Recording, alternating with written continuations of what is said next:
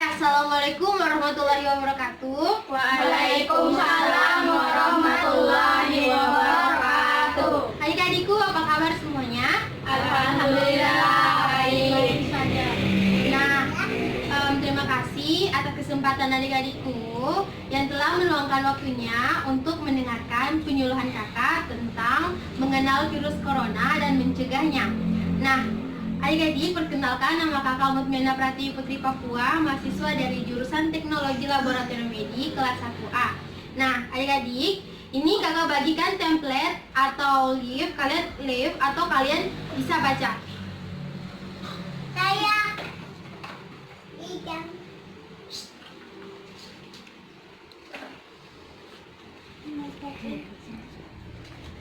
Oke, adik-adik bisa baca dan adik-adik bisa melihat.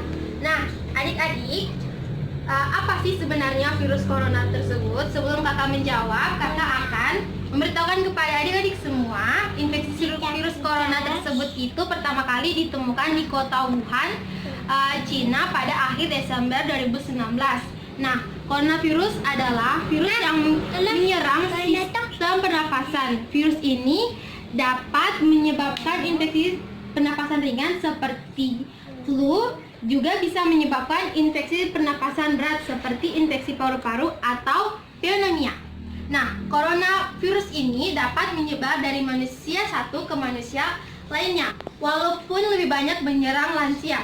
Tetapi juga virus ini sebenarnya bisa menyerang siapa saja, mulai dari anak-anak, orang dewasa, ibu hamil, dan juga ibu menyusui. Nah, virus ini menular dengan sangat cepat dan telah menyebar di seluruh negara termasuk negara Indonesia.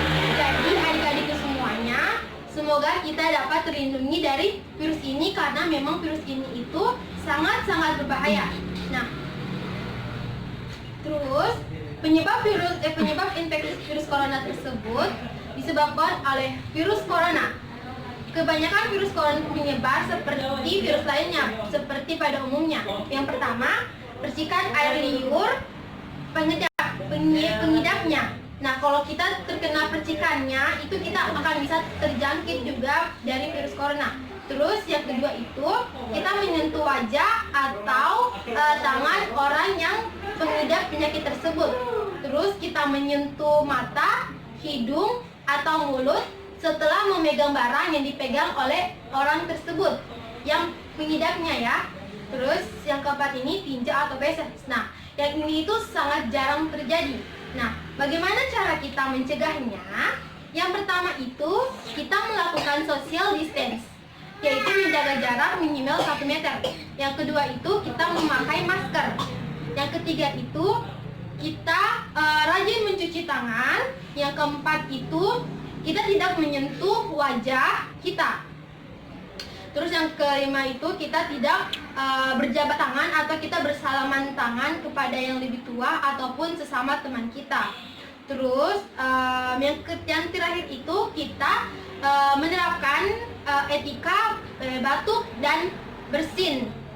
Terus selanjutnya gejala-gejalanya itu yang pertama kita itu demam, terus yang kedua itu kita flu dan batuk, yang ketiga itu kita sakit tenggorokan, yang keempat itu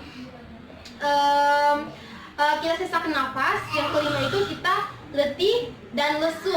Nah, adik-adik sampai di sini apakah adik-adik paham? Paham. Nah, kalau begitu apakah ada yang ingin bertanya? Ya, silakan adik. Bagaimana cara menerapkan etika batuk dan bersin? Ya, oke. Kakak akan menjawab pertanyaan dari adik siapa namanya? Aji. Adik Aji. Nah, kita menerapkan etika batuk dan bersin itu dengan menggunakan tisu. Kita bisa lipat begini tisunya, terus kita begini. Terus yang kedua itu kita menggunakan sikut begini. Yang ketiga itu kita bisa menggunakan masker apabila kita terkena flu. Kita menggunakan masker ini baru kita batuk. Apakah adik sudah mengerti? Saya. Apakah ada lagi yang ingin bertanya? Saya Nah, silakan adik yang di belakang. Apa perbedaan gejala flu biasa dan virus corona? Nah, baik kakak akan jawab. Nah, kalau flu biasa itu gejala tersebut biasanya muncul 1-3 hari setelah terpapar virus dari orang lain yang sedang sakit flu. Nah, gejala-gejalanya itu yang pertama hidung berair, yang kedua sakit tenggorokan, yang ketiga itu batuk, bersin, terus kalau demam itu jarang, terus hidung tersumbat, sakit kepala ringan, badan terasa linu, dan merasa lemas. Nah, kalau gejala virus corona atau COVID-19 ini dia itu dapat muncul 4-10 hari setelah terpapar dari orang yang menderita. Kalau gejala-gejalanya itu yang pertama demam tinggi, merasa lemas, sesak napas. Nah, apakah adik sudah mengerti? Sudah, Kak. Ya, terima kasih. Apakah ada lagi? Kak, kenapa kita keluar harus pakai masker? Oke. Mengapa kita keluar harus pakai masker? Agar kita terhindar dari virus tersebut. Karena virus tersebut itu masuk melalui rongga-rongga hidung kita. Jadi kalau kita tidak pakai masker itu, virus tersebut bisa dengan mudah masuk ke dalam hidung kita atau ke dalam ke dalam rongga-rongga hidung kita. Mengerti, Kak? Ya, cukup sekian ya adik-adik. Terima kasih atas waktunya yang diberikan kepada kakak. Mohon maaf bila ada salah-salah kata dari kakak. Wabillahi taufiq wal hidayah. Wassalamualaikum warahmatullahi wabarakatuh.